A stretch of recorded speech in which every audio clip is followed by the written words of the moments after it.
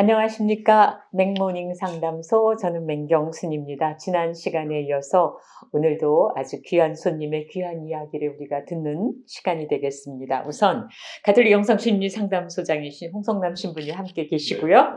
그 다음에 사단법인 이태석 재단의 구수한 대표님 계십니다. 네. 안녕하세요.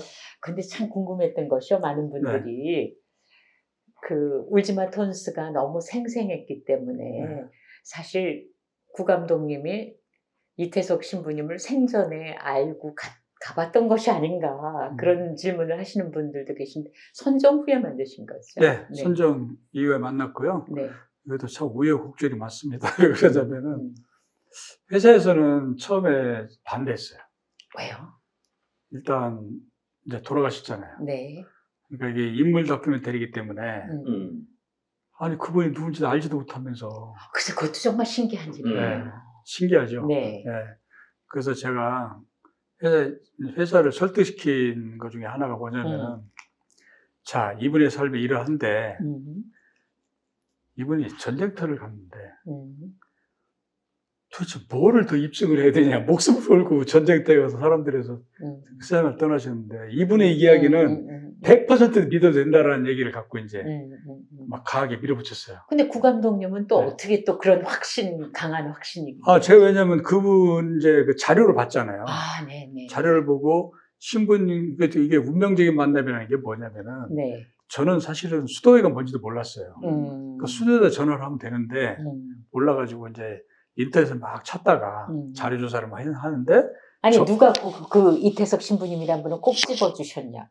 아니 제가 신문 기사에 수단의 슈바이저 선종이라는 제목이 떴는데 보시고 제가 수단이라는 글자를 보고 왜 신부님이 전쟁터를 가셨지? 아까 말씀드렸잖아요. 전문 기자를 했기 때문에 그 상황이 뭔지를 알기 때문에 그래서 들어가 보니까 그 제가 봤던 상황보다 엄청난 일이 있는 거예요. 그래서 그 짧은 기사로 네, 그래서 이거를 찾아야 되잖아요. 그래서 이제 막 인터넷 찾다 보니까 전화번호 하나가 딱 떴어요. 아니 누가 이 개인정보를 갖다가 인터넷에 띄워놨지? 그러면서 이렇게 전화해봤죠. 그랬더니 신부님하고 잘 아는 사람이었어요. 그래서 내가 좀 KBS 다큐멘터리 피다 스페셜 그랬더니 그 얘기를 하는 거예요. 원래 다큐멘터리 찍으려고 했다가 못 찍었는데 어서 오시라고 그래가지고 창원호를 내려가서 갔더니 신부님 아시는 분들 한 12분이 앉아있는데 가서 이제 녹음기를 틀어놓고 녹음합니다. 그러고 나보죠. 이제 질문을 하기 시작했는데 처음부터 울어요 막. 그래서 아까 드린 말씀이에요. 왜 웁니까? 그때 이제 신부님과 있었던 이야기들이 쫙 나오는데 제가 이제 그 고발 프로그램 하면서 소송을 하도 많이 당해가지고 다 듣고 난 다음에 참 감동적이네요. 증거 있습니까? 그렇게 해야 되는 말. 네, 증거 있어요? 그랬더니 생전에 찍은 사진과 영상이 있다는 거예요. 그래서 다 달라고 그랬어요. 그 영상이 60분짜리 탭 한 60개, 사진 200장, 그걸 서울로 들고 들어와서 하나씩 다 본 거예요. 왜 뭘 봤냐면은 신부님과 그 상대방 주민들이 그 교감하는 모습들을 다 본 거예요. 어떤 식으로 교감을 하는지. 그건 왜냐면은 이제 저 전문 기자 하면서 그 상황을 알으니까 전쟁터에서 그 도움을 주러 간 사람들하고 교감하는 걸 봤기 때문에 보고 나서 이거 진짜구나. 그래서 제가 한 일은 뭐냐면 직접 가서 확인해야 되겠다 해가지고 이제 누군지는 모르잖아요. 그래서 이제 사진을 다 캡처를 해가지고 들고 남수단을 갔는데 그때는 수단이라는 나라였어요. 비자가 안 나와요. 그래서 남수단 케냐의 나이로비 가서 어떤 교구에 갔습니다. 가가지고 교리 교사 자격증을 하나 가짜로 만들어 달라고 그래가지고 걸리면은 불교신자가. 그래서 이제 이거 보여주면 되니까 그리고서 그냥 무단 마태복음밖에 모르는 교리였어. 그래서 이제 무단 월경을 한 거죠. 그 잡혔어요. 누구한테 잡혔냐? 정보부 애들한테 카메라 찍다가. 그 병원을 찍고 있는데 그래서 잡혔는데 이제 이때부터 이태석 신부님과의 그분이 저를 선택했다고 하는 이게 스토리가 나와요. 뭐냐면 잡혔는데 간첩 혐의로 몰렸잖아요. 테이블 다 뺏으려면 테이블 안 줬어요. 여권 내놓으래요. 여권도 주고 다. 왜냐하면 이제 전공기자 하면서 절대로 테이프과 그 여권을 뺏기면 안 된다는 걸 알고 있기 때문에. 그래서 막 오락가락 하니까 차가 또 한 대 갔어요. 이제 잡아가려고. 그런데 그 순간 어떤 신부님이 딱 들어오는 거예요. 어디 뭐냐고 얘기를 하는 거예요. 그러니까 뭐 한국에서 뭐 얘기하니까 저한테 그 신부님이 물어본 거죠. 여기 왜 왔냐고. 그래서 이태혁 신부님 이름을 딱 꺼내니까 당신도 안다는 거예요. 그 신부님이 돌아가셨냐고. 그래서 그거 다큐멘터리 찍어놨다 그랬더니 이제 그분이 정보부 사람들한테 보증을 쓴 거예요. 이 사람들 틀림없고 내가 보증 쓴다. 그래갖고 풀려났어요. 그때 그 신부님 안 들어왔으면 어쩔 뻔하셨대. 잡혀가는 거죠. 왜냐하면 비자도 없이 불법 입국에다가. 그래서 거기서 나와서 이제 그 봤더니 그 신부님과 가장 친한 신부님이 그 제임스 인도 신부님 계세요. 또 그분이 그쪽에 계신 거예요. 그분은 또 더 반가워하는 거죠. 네. 그래서 이제 이런 일년 그 다음에 이제 또 그 톤저에 가서 그 비행기가 추락한 데를 위험하다는 걸 찍으려고 갔더니 군인하고 총을 들이밀 분도 따로 와. 그래서 잡혀갔어요. 왜 찍냐? 그래서 그 앞에 이제 그 경험이 있으니까 이태혁 신부님 찍으러 왔다. 그랬더니 이 사람이 뭐냐면 자기도 그 내전 때 총상을 입었는데 신부님이 친해졌다. 그러니까 이제 그 얘기를 들으니까 저널리스트 아닙니까? 궁금한 거예요. 그래서 이제 추가 질문을 계속했더니 이 사람이 엉겹결에 말을 두 차례 하다가 너 나 찍고 있냐 이렇게 된 거예요. 또 이제 거기서 또 사단이 난 거예요. 그러면서 이제 그 신부님이 이제 돌아가신 얘기를 하고 했더니 이제 들어가라. 더 이상 찍지 마라.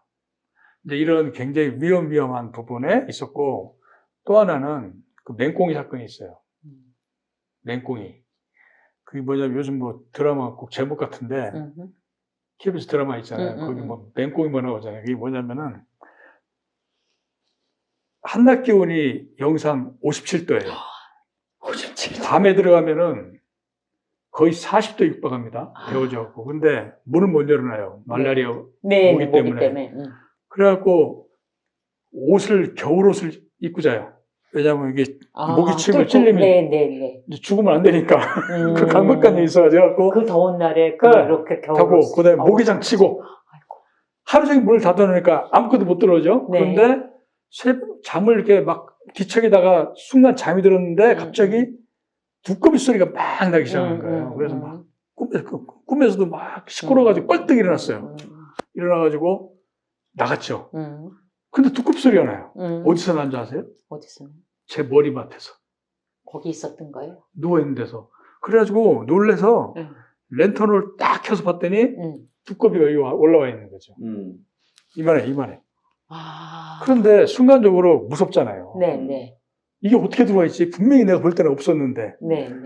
그래서 이제 놀래가지고 거기는 이제 낮에 더우니까 밤에 신부님이 이렇게 물탱크를 해놨는데 더우니까 씻어야 되는데 물도 또 40도가 되니까 끓는 물이죠 뭐 40도. 그래서 물을 이 그릇 일본 말로 바켓스라 그러잖아요. 거기다가 담아놓고 식히는 거예요 이제.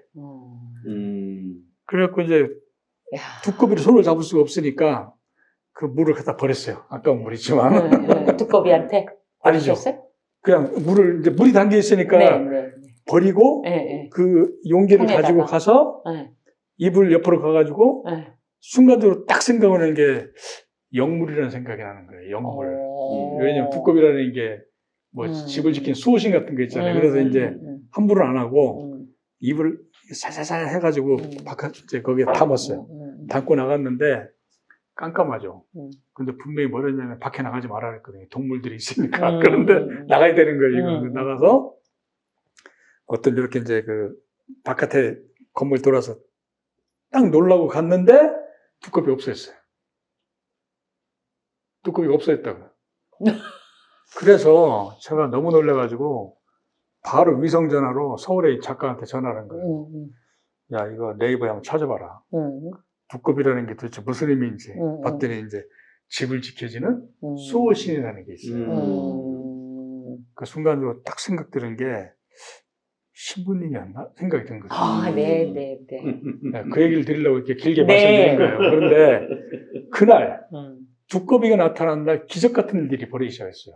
아침에 촬영을 나갔는데 신부님 병원에 갔는데 웬 사람들이 울어요. 그래서 이상하게 갖고 카메라를 들이대니까 뭐 신발을 던지는 거예요. 근데 그 아프리카 말 무슨 말인지 못 알아듣잖아요. 신발을 던지니까 더 궁금한 거예요. 더 들어갔어요. 더 들어가가지고 막 소리를 지르고 울어요. 그래서 이제 그걸 찍어갖고 와서 통역한테 물어본 거예요. 이게 뭐냐고. 이중통역이 영어 통역의 이중통역인데 신부님이 왜 안 오십니까? 돌아가셨는데. 그러니까 뭐 이제 진료받으러 온 건데 신부님이 떠난 후에도 거기 와서 기다리는 거예요. 사람들이. 그걸 보고 제가 놀랬죠. 그 다음에 이제 하이라이트가 뭐냐면 아이들이 우는 거예요. 신부님 영상을 보여줬을 때 아이들이 막 울잖아요. 울지 못한 줄. 근데 그때 이탈리아 수사님이 뭐랬냐면 기적이라고 했어요. 왜냐면 5년 동안 아버지가 죽어도 울지 않는 아이들이 도대체 이 아이들이 왜 울지? 그럼 저보고 뭐라냐면 너는 마술사라고 그러더라고요. 애들을 울게 만들었다. 그래서 내가 울고 나와가지고 애들한테 신부님한테 인사시켜야 되겠구나. 신부님한테 인사 좀 하자. 근데 뭐 아는 노래 있냐? 그랬더니 아는 노래 있대요. 그래서 부른 노래가 뭐냐면 사랑이라는 노래예요. 연주를 하는 거예요. 연주를. 아이들이 피리 불면서. 그래서 그 다음에 연주한 다음에 갑자기 노래를 부르는데 이게 한국말인 거예요. 이거 어디서 배웠냐 했더니 신부님이 가르쳐줬다. 아이고. 그래서 제가 그 느꼈던 게 뭐냐면은 아이들이 사랑이라는 단어가 뭔지를 아는구나 그랬겠죠. 이런 기적 같은 일들이 그 두꺼비가 나타난다는 거거든요. 그래서 저는 그걸 보고 이거 신부님이 도와주시는구나 이 생각을 했죠. 아니 그렇게 험한 일을 시키시며 들볶으셨으니까 그 정도는 해주셔야지, 그죠? 그리고 제가 이태석 신부님을 만나서 정말 요즘 젊은이들 말대로 개고생을 하시는. 그래서 제가 이제 마지막 오면서 울었던 게 언제냐면은 이제 나이로비 돌아왔어요. 나이로비에서 교민들이 금의 환영을 했다고 그 위험한 데 가서 했냐고 막 환호를 나온 거예요. 그런데 이제 한 분이 뭐라냐면은 신부님 유품이 있다고 그러는 거죠. 그래서 봤더니 신부님이 그 유품을 갖고 톤주를 가야 되는데 못 가고 그냥 거기 두고 한국 오신 거예요. 근데 이제 그 유품을 딱 열어보니까 묵주. 그 뭐냐면 아이들이 준 묵주. 그걸 갖고 이제 톤주를 들어가시려고 그랬고 그 다음에 빛바랜 바지. 그 다음에 미사 드릴 때 쓰는 도구들 있잖아요. 그 다음에 이제 저를 가슴을 찌가게 만들었던 게 뭐였냐면 봉투였어요. 무슨 봉투? 미국 LA에서 보낸 후원자가 보낸 봉투인데 $20가 딱 들어있는 거죠. $20. 야, 이걸 보니까 이분이 아프면서 정말 이제 톤제에 가서 그 $20을 가지고 아이들한테 해주려고 기쁜 마음으로 돌아가려고 하다가 결국 못 돌아가셨잖아요. 이게 보니까 막 별의별 생각이. 그래서 사실은 그 묵주 갖고 나오다가 공항에 잡혔어요. 왜냐면 그걸 내가 갖고 나와야 되니까. 왜 잡혔냐면 네가 뭔데 묵주를 그렇게 막 몇백 개를 갖고 가냐고. 그래서 또 하여튼 뭐 우여 그래서 설명을 하고 그다음에 비행기를 한 18시간 타고 오면서 그 가방을 안고 왔어요. 왜냐면 저 위에다가 실어놓으면 안 된다고 생각한 거예요. 왜냐면 이태혁 신부님이 팍 느껴지는 거죠. 그래갖고 안고 와서 집에 와서 바로 유가족한테 안 돌려드리고 일주일 동안 머리맡에 두고 잠을 잤어요. 머리맡에 두고. 기가 막히더라고요. 그러니까 그런 부분들은 제가 볼 때 뭐 보통 인연은 아닌 것 같아요. 왜냐면 무섭잖아요. 유품을 갖다 놓고 잠을 잔다는 게 무섭잖아요. 아니, 두꺼비가 옆에 와서 자는 건 안 무서우셨어요. 근데 정말 생각은 울지마 톤사고 부활 이영화가 없었으면은 어쩔 뻔했나 그런 생각도 듭니다. 근데 지금 사실 오늘 이렇게 귀한 걸음 해주신 게 사실 최근에 그 아까 기적과 같은 일이었다고 얘기하신 그 얘기를 이제 좀 들어봐야 되죠. 그 바티칸에 가시게 된 건 어떻게 된 거예요? 이제 8월 달에 네. 어떤 신부님이 연락이 왔어요. 그 바티칸 주재 한국 대사관에서 9월 말에 그 한국인월 행사를 하는데 그 시노드 기간 앞두고요. 영화를 보여주고 싶은데 부활 영화를 보여주고 싶다. 왜 그렇게 생각했냐 했더니 그분이 이 부활 영화를 보셨대요. 그리고 이태일 신부님의 삶에 너무 감동을 해서 이분을 그 외국 사람들한테 알려주면 좋겠다. 그래서 저야 뭐 오케이 했죠. 그래서 뭐랬냐면은 영화 상영료 얘기를 하더라고요. 그래서 그런 말씀 하시면은 제가 화납니다 그랬어요. 이태일 신부님 삶을 갖다가 어떻게 그 영화 상영료를 얘기를 하냐고. 그래가지고. 그래도 돈 주면 받으시지. 아니, 그래서 영화를 무료로 상영하겠다고 그랬어요. 대신 조건이 뭐냐면은 사람들을 많이 오게 해달라고 했잖아요. 그렇게 해서 이제 그 라테란 대학이라는데 그 장소를 못 잡아가지고 그 이용식 추기경님이 나온 대학이잖아요. 거기 가서 상영을 했어요. 그런데 그날 이제 사실은 사람들이 많이 안 왔어요. 홍보가 안 돼가지고 그러니까 거리가 멀어가지고. 그런데 그날 살레시오 수도에 총원장님 하셨던 그 추기경님이 오셨고 그 다음에 이제 이용식 추기경님 오셨고. 그래서 그 추기경님 이제 두 분이죠. 오셨는데, 그날 이제 누구냐면은 교황청 대사 하신 분이세요. 교황청 대사. 트라발리노 대주교님이 오셨어요. 오셨는데, 통역이 그러는 거예요. 그분이 이제 인사 말씀을 하는데, 오늘 뭐 중대 발표를 합니다. 그러더라고요. 여기서 무슨 중대 발표를 해요? 그랬더니 한번 들어보자고. 그때 통역을 딱 해주는데 뭐냐면은 교황님 말씀이 나오는 거예요. 그때 교황님께서 그 룩셈부르크에 방문하셨어요. 안 계셨는데 거기서 이렇게 편지를 보내신 거예요. 편지를 보내고 뭐냐면 부활 영화 상영에 대한 언급을 하신 거예요. 당신은 못 보셨을 거예요. 그건 모르죠. 그러면서 부활 영화 상영에 대한 어떤 감사의 인사를 하고 그다음에 이제 이태석 신부님의 삶을 딱 얘기했어요. 뭐라고 하시냐면은 우리 사제들이 우리 신자분들이 신부님의 삶을 따라가야 된다 이렇게. 이건 엄청난 메시지죠. 교황님이 보증하는, 교황님이 추천하시는. 그렇죠. 그래서 저는 그 생각했어요. 교황님께서 이태석 신부를 모르시는데 옆에서 이 얘기를 좀 해주세요라고 얘기를 한다고 교황님이 말씀하시는 게 아니잖아요. 그렇죠. 그 얘기는 무슨 얘기냐면 교황님께서 신부님을 아신다는 얘기. 그 부활이라는 영화에 대해서 얘기를 보시진 않았지만 들었을 수도 있다라는 생각이 들어가지고 그날 사실은 아무도 몰랐어요. 그래갖고 전부 다 깜짝 놀랐어요. 전부 다 깜짝 놀랐어요. 그리고 나서 이제 거기서 제가 그 교황님 말씀을 듣고 이제 욕심이 난 거예요. 시노드 행사 기간에 영화 상영을 하면 어떨까? 그래갖고 이제 시노드 사무국에 이제 뭐 대사관을 통해서 막 연락도 오고 이게 문자 드리고 했더니 하여튼 만나주겠다 해서 갔죠. 가서 이제 그 몬시뇰 신부님이 딱 오셨는데 그분이 실무자세요. 근데 그분이 딱 얘기가 뭐냐면은 얘기 안 해도 된다고 그러더라고요. 그래서 무슨 얘기냐 했더니 이태일 신부님 자기가 인터넷 다 찾아봤는데 정말 대단한 분이에요. 그래서 그분이 뭐냐면은 영화 상영해라. 근데 이제 문제는 뭐냐면 상영 장소가 문제였던 거예요. 근데 왜냐면 바티칸 옆에 있는 그 공간들은 다 시노도 행사에 예약이 잡혀 있어가지고 로마 쪽으로 나가야 돼요. 그러면은 바티칸에 참석한 343명의 전 세계에서 오신 추기경님, 주교님, 신자 대표 이분들이 이동을 해야 되죠. 이동을 거기까지 어떻게 하느냐. 그래가지고 이제 뭐 고민에 쌓여 있죠. 그래서 이제 이용식 추기경님한테 SOS를 쳤죠.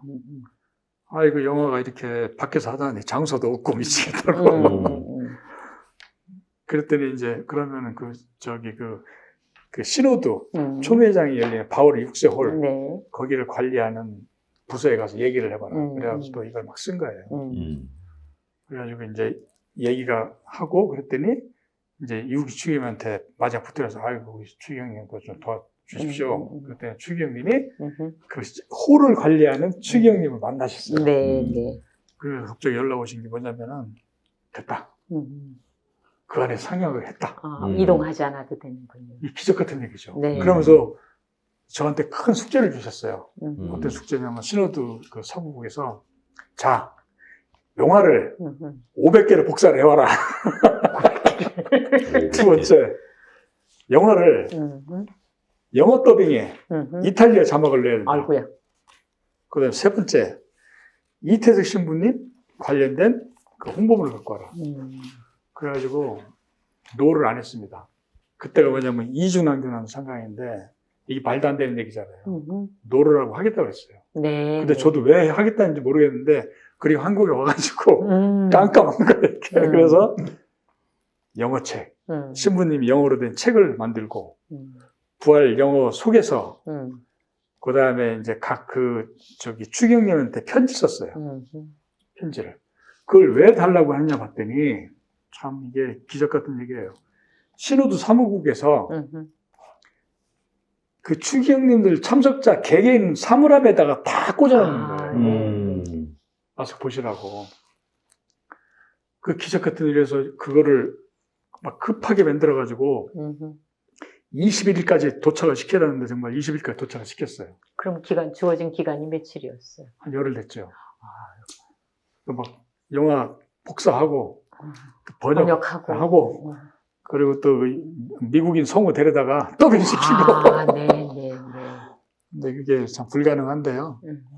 역시 한다 그러면 가능하더라. 제가 이제 느껴서. 그래서 이제 영화를 가지고 와갖고, 그거를 이제 거기에 놓고, 그냥 이제 오셨는데 한 50분, 50명 정도 오셔가지고 영화를 보시는데, 역시 또 오시는데 이제 가장 제가 이 신호드 행사에서 감동적이었던 것은 그 신호드 그 마리오 그레 그 추기경님이 계세요. 이분이 사무총장 실무 책임자예요. 네. 정말 만나기 힘든 분인데 그날 오셔가지고 영화를 보시고 우시는데 이제 그 용시 추기경님이 저한테 그래요. 자, 구 감독님, 그 신호드 추기경님이 영화를 볼 때마다 자기 소를 꽉 지더라는 거 아니에요. 그때가 뭐냐면은 가슴에 울컥 올 때가 나거든요. 네. 그리고 나서 추경님도 제가 이제 그 보내드리는 화면 보시면 아시지만 울잖아요. 눈물. 근데 유추경님 영화를 2번 보신 거예요. 그 라테란덱에서도 보시고 또 보셨는데도 또 보세요. 또 많은 사람들이 울어요. 그리고 이제 영화 끝난 다음에 신호도 마이오 그랩 추기경님이 2번 오셨어요. 재단 쪽에 이태석 재단 팀 오셔가지고 정말 고맙다. 이게 바로 이제 신호도에서 추구하는 어떤 부분들을 이 영화 한 편이 다 설명을 해줬다. 네. 이게 이거예요. 그날 말씀하신 내용이 뭐냐면 3년 동안의 신호도 과정을 마무리하면서 우리가 어떻게 대화하고 서로 협력해야 하고 살아가야 되는지를 이 영화를 통해 봤다. 이 얘기예요. 이거 엄청난 메시지죠. 그리고 나서 이제 어느 정도였냐면 이제 그 바티칸 갈 때 저희가 이제 그 가족, 그 이태혁 신부님 누님, 그 다음에 남동생을 누님 모시고 왔어요. 모시고 왔는데 영화 딱 끝났는데 누님을 만나기 위해서 그 전 세계에서 오시는 그 높으신 주교님들이 50명 되는 분이 줄을 딱 서요. 악수를 하죠. 네. 이거는 그걸 이제 카메라로 다 담았죠. 네, 너무나 감동스럽고요. 네, 그리고 와서 이제 영화 테이블 달라? 그 영화 테이블 드렸어요. 그래서 뭐라 그러냐면 그 영화를 직접 가서 보여드리겠다 그랬어요. 그리고 직접 가서 설명을 해드리겠다. 그럼 모든 돈은 이태석 재단에 다 되게 될 테니까 신자들만 모아주세요 그랬더니. 네. 이거 사실 엄청난 역사를 만들고 왔죠. 그러면 지금 한국에서도 요청만 하면은 필름을 볼 수 있나요? 한국은 근데 한국하고는 조금 좀 성격이 달라요. 왜냐면 여기는 또 배급사가 있어가지고. 네, 그렇죠. 네, 근데 해외하고 한국은 좀 다르고요. 그래서 이제 그 해외 같은 경우는 이제 배급사를 설득을 한 거죠. 네. 이거는 이태혁 신부 알리는 게 중요한 거고 이건 더 이상 이런 기회가 없다. 네, 그래서 이제 그 지금 뭐 그 저 필리핀 뭐 이런 데서는 좀 그 분쟁적이잖아요. 네, 이런 네. 데서 와달라고. 또 시골 학교도 왜 가신다 그랬죠? 예, 저희 이제 그 국내에서는 이제 초등학교, 중학교 애들이 커가는 과정에서 이제 애들한테 뭔가 좀 인성교육 차원에서 네. 네, 아마 이게 정확한 교재예요. 신부님의 삶이. 그래서 이제 갔는데 그 교황청에서 이 영화를 보고 또 우리 재단 활동에 대해서 감동을 한 부분이 두 가지가 있었어요. 하나는 뭐냐면은 그 50명의 제자들, 신부님의 사랑을 받고 자란 의대 다니는 애들이 그렇죠. 이걸 보고 네. 이게 바로 예수님의 사랑의 부활이라고 딱 얘기했어요. 그렇죠. 열매이고 부활이죠. 네. 그렇잖아요. 네. 그리고 또 하나가 뭐냐면 저희가 지금 우크라이나에 작년부터 지금 지원을 시작을 했어요. 네. 그 재단 지부도 설립하고 거기도 이제 전쟁 중이잖아요. 네. 그 부분에 또 굉장히 감동을 하시더라고요. 왜냐하면 전쟁터에 가서 실질적으로 전쟁고아를 위해서 막 지금 학교를 좀 하고 도움을 주고 있으니까 네, 그 부분에 굉장히 감동하니까 역시 많은 분들이 감동하는 것은 말보다는 실천. 네, 실천하는 부분에 많이 감동을 하시고 계시죠. 저기 한국에 있는 어느 불자보다도 더 저기 가톨릭의 고위층 그 추기경님과 주교님을 많이 만나신 최근이세요. 그렇죠. 그죠? 그렇죠. 맞습니다. 그 요시 주교님은 더군다나 거기 성처성성 차관이신데 네. 그분이 또 이런 이렇게 그 역할을 하실 줄은 몰랐네요. 주교님은 저한테 3번 전화하셨어요. 영화 끝나고. 네. 너무 기쁘다. 네. 그렇게 전화를 안 하시는 분인데 갑자기 전화를 해서 야, 추기경이 굉장히 감동을 받으시고 그날의 그 분위기를 정확하게 좀 전달을 해주셨구나 그런 생각에서 추기경한테 항상 굉장히 감사한 마음이 있어요. 처음에 이제 접근하실 때부터 너무 영웅화만 하는 거를 이제 경계한다고 하셨는데, 그래도 우리가 사는 이 시대에 삶의 모델이랄까, 또 신앙인들의 모델이랄까 할까, 또 가야 할 길의 궁극점이라고나 할까, 뭐 이런 점에서, 정말 참, 그 개인의 삶을 본다면 내가 정말 저렇게 살 수 있을까, 저렇게 힘든 삶을? 하지만 이태석 신부님은 기꺼이 그 길로 투신을 했잖아요. 근데 앞으로 이 재단을 끌고 가시는 대표로서 앞으로 어떤 계획을 갖고 계세요? 많이 알려야죠. 신부님의 삶을. 근데 이제 많은 분들이 저한테 사실 왜냐하면 저는 재단에서 돈을 안 갖다 쓰잖아요. 그럼 어떻게 살아요? 그래서 사라져요. 왜 그러냐면은 아까도 말씀드렸지만 제가 신부님처럼 살지 않으면 사람들이 신뢰를 안 하잖아요. 네네네. 그러니까 어떻게 보면은 남들이 볼 때는 굉장히 손해보고 산다고 생각을 할 거 아니에요. 그렇죠. 저 사람 저렇게 일을 하면서 자기 돈 내고 왜 일을 하지? 그렇지만은 얻는 게 엄청난 거죠. 그게 뭐냐면은 이 죄송한 얘기다만 굉장히 행복감을 느낀다. 돈으로 할 수 없는 이런 걸 느끼는데 이제 제가 이태혁 신부님 삶에서 우리가 주목해야 될 것은 저는 2가지라고 봅니다. 하나는 뭐냐면은 이타심입니다. 이타심은 뭐냐면 이기심이 반대잖아요. 나보다 남을 생각하는 마음. 또 하나는 뭐냐 공감 능력이에요. 다른 사람의 고통, 생각을 느껴주는 거잖아요. 이 2가지가 이태혁 씨의 삶에 딱 들어가 있어요. 근데 이 2가지를 우리 교육 현장에서는 얘기를 안 합니다. 구체적인 모델이 없어요. 네. 모델도 없고, 그리고 몰라요. 그런데 제가 볼 때는 이태혁 씨가 공감 능력을 갖고 살았을 때, 이거 제가 이제 경험하는 거지만, 아까 굉장히 행복하다고 그랬잖아요. 그게 이제 뭐냐면 아까 그 마태복음 말씀에 들어가 있는 거예요. 또 다시 그리고 귀절이 오는데 바로 그 말씀이었던 거예요. 그래서 저는 그냥 어디 가서 좀 강연할 때 그런 얘기를 해요. 예수님의 성경의 말씀은 우리가 행복하게 삶을 살게 해주는 교과서라는 생각을 한다. 왜냐하면 그렇게 살면 행복하다는 거거든요. 근데 그것이 뭐 개인을 고통스럽고 피곤하게 한다. 제가 해보니까 안 그렇습니다.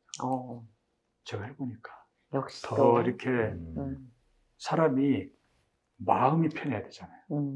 마음이 편할 수 있는 방법은 신부님처럼 살아야 된다. 그래서 저는 신부님이 고생을 했다기보다는 저분이 왜 저렇게 행복했지? 이걸 이제는 조금 이해를 할 수 있을 것 같아요. 그 톤스에서의 신부님의 표정은 정말 이 행복의 극치를 보여주는 얼굴이었어요. 네. 저는 이제 심야 공무원사 입장에서 이태석 신부의 심리를 좀 분석을 했어요. 네. 이런 얘기를 들었어요. 이태석 신부가 서울에 휴가를 왔는데 수단에 다시 가고 싶다고 휴가를 다 안 채우고. 네네. 근데 그 이유가 뭐냐면은 서울에서는 내가 할 일이 없어요. 존재 가치가 없는 거죠. 그냥 뭐 공동체 중에 한 사람이에요. 나를 굳이 필요로 하는 사람이 없는데 수단에 가면은 거기는 다 나를 필요로 하는 사람들인 거예요. 그래서 사람이 언제 행복하냐고 물을 때 뭐 돈, 권력 이런 걸 얘기를 하는데 그런 건 사실 이렇게 절대 가치가 있는 건 아니고 정말 행복할 때 언제냐면 사람들이 나를 필요로 할 때. 그래서 수단에 가면은 모든 사람이 다 이태석 신부를 바라보고 도움을 요청해요. 근데 그게 굉장히 많은 행복감을 주는 거예요. 네. 그러니까 이 신부가 이제 나중에 과로로 해서 병이 났는데 환자가 밤에 찾아와도 일어나서 진료를 해줬다는 거예요. 아유, 참. 그래서 왜 그렇게 무리를 했지 그랬더니 그 환자가 이틀 동안을 계속 걸어서 왔다는 거예요. 그래서 그렇게 했구나. 저는 처음에 들었을 때는 몸 좀 아끼고 좀 더 오래 일하지 그랬는데 나를 필요로 하는 사람이 그렇게 긴 시간을 고생해서 왔는데 내가 잘 수가 없다라는 생각을 가졌구나. 그게 진짜 행복이겠다. 그런 생각이 들었고요. 행복한데 보는 사람은 너무나 마음이 아팠어. 그러니까 행복은 주관적이라고 그랬잖아요. 네. 내가 행복한 게 진짜 행복한 거라고. 이태석 신부를 딴 사람들은 희생했다, 헌신했다 그러는데 저는 그렇게 안 보고 정말 행복하게 살아간 사람이구나. 저는 그거가 좀 사람들한테 알려줬으면 좋겠어요. 내가 하고 싶은 일을 하고 내가 하는 일 때문에 다른 사람들이 행복할 수 있다면 그게 진짜 행복이 아니냐. 네. 그 얘기를 해주고 싶고 두 번째는 처음에 이제 구 감독님 만났을 때 왜 살로시오회에서 이태석 신부를 이렇게 하질 않냐. 근데 사실은 살레시오회 수사님들 중에 그렇게 일하는 분들이 많아요. 네. 그 이름 없이 모지에 가서 활동하는 분들이 많으니까 살레시오 입장에서는 굳이 이 한 사람만을 부각시키는 게 불공평하다고 생각했을 것 같다는 생각이 드는 거예요. 근데 이태석 신부님이 이제 살레시오 수도회 대표적인 인물로 부각이 되는데 사실은 뭐 동남아 오지, 뭐 남미 오지 이런데 굉장히 많은 수도자들이 들어가서 정말 헌신적인 삶을 살고 있어요. 근데 저는 그분들하고 가끔 이제 메신저를 주고받는데 지금도 IT에 들어가 있는 수도자들이 있어요. 거기 지금 막 내전 중인데다가 뭐 치안 엉망진창이고 뭐 심지어는 그 프랑스 신부님 한 분은 차를 타고 가는데 자기 운전기사가 자기한테 총을 쐈대. 총을 8발을 쐈대. 돈을 훔쳐가려고. 근데 치료받고 IT에 또 들어갔어요. 나를 기다리는 사람들이 있다고. 그런 수도자들이 전 세계에 많이 퍼져 있어요. 예, 그분들도 가톨릭교회 이태석 신부님밖에 없나? 그거 아니고 사실은 그렇게 사시는 분들이 정말 전 세계에 퍼져 있고 그분들 때문에 세상에 종말이 지연되고 있지 않나? 이렇게 막 그냥 사람이 사람을 학살하는 일들이 벌어졌는데도 신이 그 지구를 갖다가 이렇게 뭐 종말로 몰지 않는 거는 정말 이렇게 선하게 사는 사람들 때문에 그렇지 않나? 예, 그런 생각이 들고 그래서 저는 이태석 신부가 뭐 돈을 추구하는 것도 아니고 권력을 추구하는 것도 아니지만 인간이 어떻게 해야지 진짜 행복하게 살 수 있는지를 보여줬기 때문에 지금 아이들한테 좀 이태석 신부가 많이 알려줬으면 좋겠다는 생각이 들어요. 지금 입시제도가 이게 좋은 성적 얻어가지고 좋은 데 가서 큰 소득 얻는 게 이게 목표가 되어버렸잖아요. 그러다 보니까 아이들 마음 안에 계급 차별의식이 생겼어요. 이런 거를 해소하는 방법은 아무리 얘기해야 소용없고, 이태석 신부 같은 분의 영상을 한 번만 보시면은 애들이 깨달음을 얻을 것이다. 네, 그 일을 지금, 이건 사실 우리가 해야 되는데, 가톨릭 신자의 우리가 해야 되는데, 불교 신자의 구감독님이 하고 있어서. 아, 이태석 신부님이 선택하셨다는 거 아니에요? 늘 만날 때마다 미안한 거예요. 이렇게, 우리가 해야 될 일을. 저는 제가 이제 전쟁터를 다니면서 저도 며칠 죽을 뻔했잖아요. 네. 굉장히 웃긴다는 소리를 많이 들었어요. 저 왜 목숨 걸고 저기 들어가는 거지? 네. 그때의 경험이 없었으면 제가 이태혁 씨는 정확하게 못 본 거죠. 네. 그래서 제가 아주 웃기는 얘기 하나 해줄까요? 얼마 전에 제가 나온 초등학교에서 졸업한 지가 한 53년 됐는데 연락이 왔어요. 교장 선생이. 선생님, 여기 저 대전 삼성초등학교 졸업생입니까? 맞습니다. 했더니 아이고 영광입니다. 선생님 같은 분이 어떻게 그 영어를 만들고 그러면서 뭐라냐면 한번 시간 되시면 한번 와주세요. 그러더라고요. 날짜 주세요. 그래서 날짜를 줘서 제가 찾아갔습니다. 그랬더니 130명 되는 애들이 강당에 딱 모였는데 이거예요. 그러니까 초등학교 걔들하고 저하고 나이 차이가 거의 한 50년. 선배님. 선배님 사랑합니다. 사람은 이거 아니고 선배님. 사람이 그래서 그 뭐 묘한 느낌 있잖아요. 그래서 원래는 40분 강연을 하기로 했는데 애들이 막 질문이 1시 반을 갔는데 얘기가 전부 다 이태혁 신부님이 갔어요. 갔는데 제가 유튜브에 나중에 보내드릴게요. 애들이 온 그 교장에서 쓴 감상 편지. 이태석 신부님을 통해서 이타심이라는 얘기를 처음 알았다. 그럼 도대체 학교에서 뭘 가르치고 초등학교 5학년에서 뭘 가르칠 거예요, 이게. 그리고 신부님을 알게 돼서 앞으로 제 꿈이 생겼습니다. 막 이런 글들이 막 올라와요. 그러면서 이제 마지막으로 이제 구산 선배님 자랑스럽습니다. 그리고 또 하나 아주 감동적인 멘트가 있어요. 미남이십니다. 네. 칭찬도 역시 사람을 행복하게 제가 그 얘기를 들으면서 우리 신부님 때문에 제가 나이가 먹어도 이렇게 웃고 정말 행복을 느끼며 사는 거구나. 그러니까 행복이라는 것은 만드는 게 아니다라는 거죠. 억지로. 네.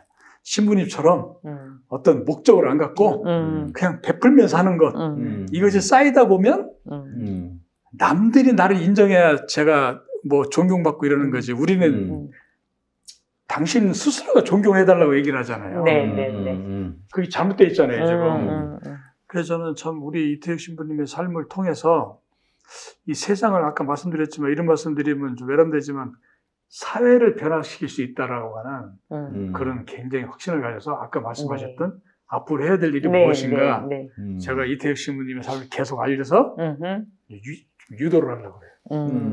이렇게 살아야 행복하고 이렇게 살아야 존경받고 사람을 대할 때 이렇게 진심으로 대하고 그렇게 살아야 된다라는 걸 갖는다면 그래서 전략적으로 초등학교, 중학교를 들어간 거예요. 장기적으로 봤을 때 10년, 15년 후에 사회를 이제 변화시키자. 그게 뭐냐면 애들 때부터 계속 가야 된다. 근데 이제 감사하게도 교육청 단위에서 들어와요. 그리고 어떤 분은 저보고 초통령이라고 그래요. 초등학교 초통령. 사이에서 대통령. 어떤 기자가 쓴 문구예요. 초통령이라고 해서 내가 하도 웃어가지고. 그러니까 참 신부님 덕분에 우리 홍성래 신부님한테 죄송한데 참 별일을 다 겪고 있습니다. 그래서 그냥 붕붕 떠다니는 느낌? 그러니까 잘못 얽히면 고생하십니다. 어떤 사회심리학자가 이제 지금 말씀하실 때 들으면서 어떤 사회심리학자 한 얘기가 생각났는데 세상을 바꾸는 거는 정치나 제도가 아니래요. 선한 사람들이 많아져서 악한 사람들이 설 자리가 없어지면 세상이 바뀐다고. 근데 그 얘기가 생각이 나는 거예요. 이태석 신부의 이야기를 듣고 많은 사람들이 선한 삶을 선택하면은 범죄가 없어지겠구나. 네. 그게 세상을 바꾸는 거겠구나. 그 생각이 들었어요. 그러니까 교도소에 가셔서도 보여주시면 그렇죠. 그 사람들의 변화가 그렇죠. 느껴지신다는 사람들이 변한다는 건 눈물을 흘렸다는 거거든요. 그리고 이제 재단에서 해드릴 일 중에 이제 이건 이제 굉장히 어렵게 좀 말씀 조심스러운데요. 이제 그 이탈리아 갔을 때 그 TV 2000이라는 방송국이 있어요.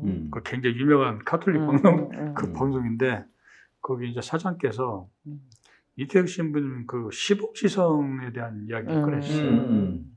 그래서 깜짝 놀래가지고 뭔 소리냐 그랬더니 그 TV 2000에서 영화를 상영해서 그 말씀은 그 이제 성인 추대 이렇게 되는데 도움을 받으신 분들이 여러 분 계신데 그분들하고 신부님을 영화를 딱 보니까 이태석 신부님 정말 대단하신 것 같다. 그 얘기를 하고 또 이탈리아에 어떤 분들이 저한테 우리한테 와가지고 재단에 와서 그 시복지성에 대한 얘기를 해요. 그래서 저는 그게 왜 여기서 나오지? 그랬더니 이제 그 원래 이제 그 선교 지역에서 일어나야 된대요. 그러다가 이제 언뜻 들은 얘기가 뭔지였냐면 그 신부님이 계신 곳이 그 룸벡 교구. 그게 이제 그 톤주 옆에 룸벡이라는 데 있어요. 거기 교구에서 그런 움직임이 있다. 그래서 이제 그분이 하신 얘기는 재단이 좀 어떻게 도와줄 수 없냐. 그래서 우리가 도와드려도 됩니까?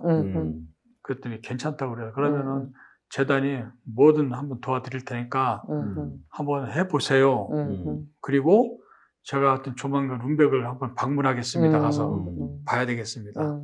이제 이게 아마 그 신부님의 삶에 대해서 그 해외 쪽에서 그런 움직임이 있다는 이걸 듣고 이제 저는 이제 재단에서 이게 또 마지막 좀 해야 될 역할이구나. 작업이. 저희가 나설 수는 없는 거고 교회가 하면 저희는 이제 도와만 드리는 거죠. 지금 이제 그것도 내년도에 재단에서 좀 중요하게 해야 될 사업이 하나고 이제 마지막으로는 그 이제 세계 청년대회가 내후년에 있잖아요. 그때 이제 전 세계에 오는 청소년들한테 신부님의 삶을 이제 좀 소개를 좀 한다면 어떨까? 왜냐하면 이제 추기 형님들 이번에 눈물 많이 흘리셨잖아요. 그럼 제가 볼 때는 젊은 사람들은 더 공감을 할 것 같다는 생각이 들어요. 그래서 이제 그 부분도 좀 한국 카톨릭 쪽에서 좀 도움을 주시면 뭐 감사하겠다 이런 말씀을 좀 드리고 싶네요. 지금부터 서울대교구장께서 대주교님이 청년들에 대해 굉장히 관심이 많으세요. 그래서 아마 세계 청년대회 때 뭐 이태석 신부님에 대한 이야기를 들으면은 아마 이렇게 영화를 보여주실 수 있지 않을까 그런 생각도 그것보다 해봅니다. 정말 효과적인 그렇죠. 그럼요. 네. 하여튼 그래서, 참 무슨 인연으로 그 10여 년 전에 2010년도에 제작하셔서 방송이 됐죠.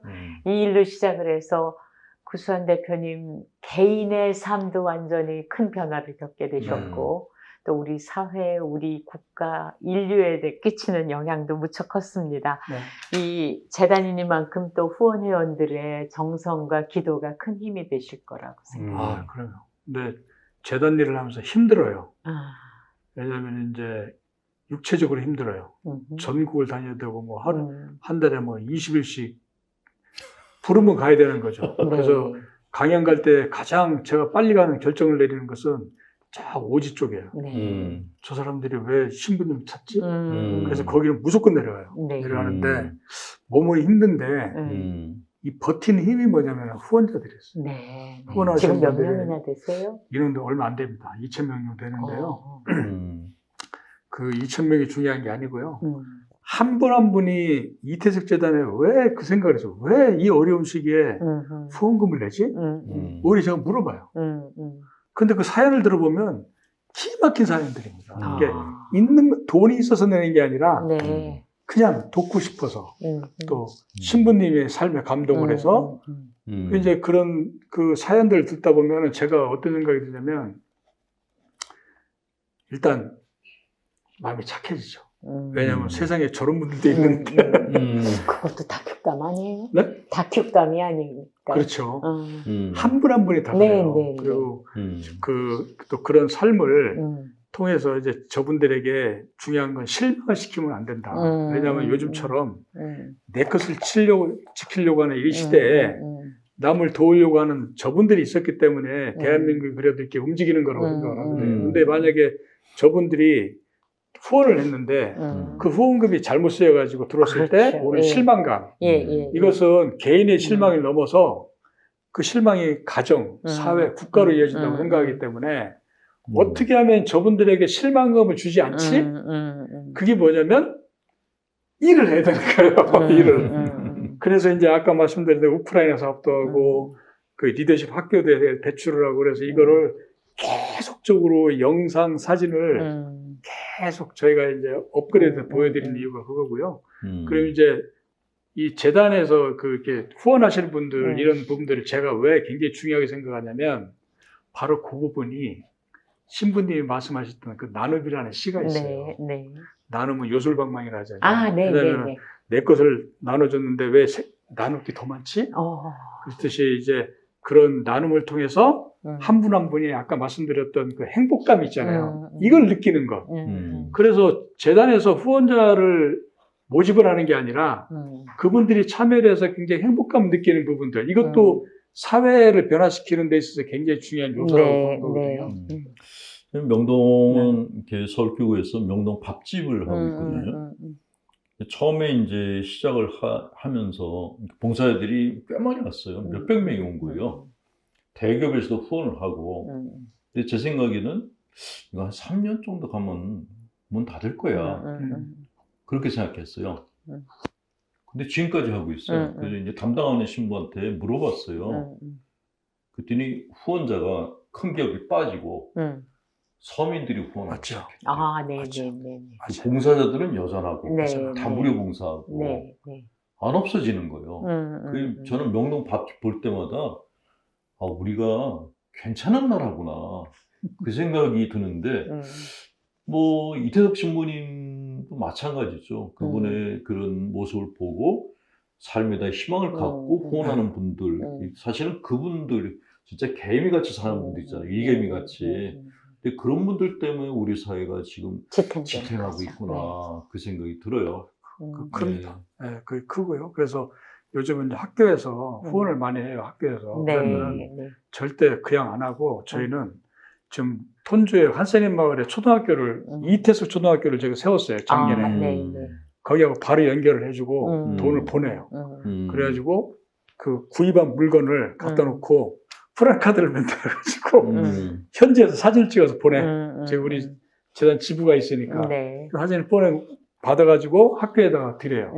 그럼 학교에서 그 사진을 해가지고 딱 학교에다 걸어놓는 거예요. 그럼 아이들이 그걸 보면서 내가 낸 돈이 저 아이들에게 갔구나는 어떤 믿음을 갖잖아요. 이제 그것이 왜 중요하냐면 그렇게 해서 행복을 느끼면 어른이 돼가면서 계속 나누는 어떤 이런 그 역할들을 계속 하게 되는 거거든요. 이게 처음 시작하기 어렵지.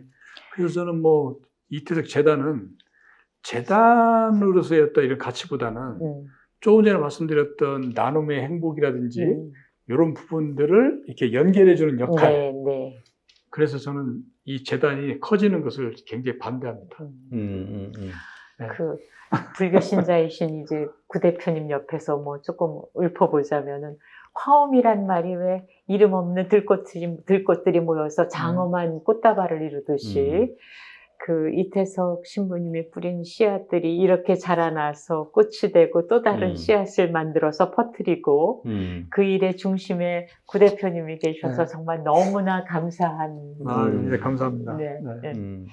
그래서 오늘 이 홍성남 신부님께서 우리 구 대표님을 초대해 주셔서 맥모닝 상담소에 이렇게 귀한 말씀을 듣고 나눌 수 있게 돼서 정말 감사드립니다. 고맙습니다. 네, 감사합니다. 사단법인 이태석 재단